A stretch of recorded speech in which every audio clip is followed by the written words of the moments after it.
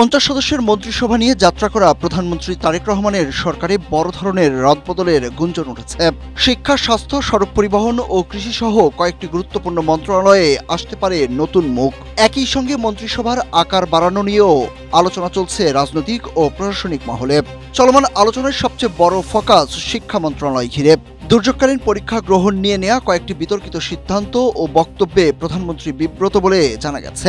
এ কারণে বর্তমান শিক্ষামন্ত্রী ডক্টর আ.ন.ম এহসানুল হক মিলনকে অন্য মন্ত্রণালয়ে সরিয়ে শিক্ষার দায়িত্বে দেয়া হতে পারে প্রধানমন্ত্রীর কার্যালয়ের মুখপাত্র ও উপদেষ্টা মাহাদি আমিনকে।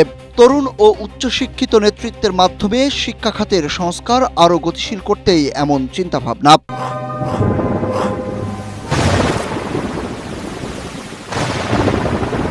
স্বাস্থ্য ও পরিবার কল্যাণ মন্ত্রণালয়ে রদবদলের হাওয়া লাগতে পারে।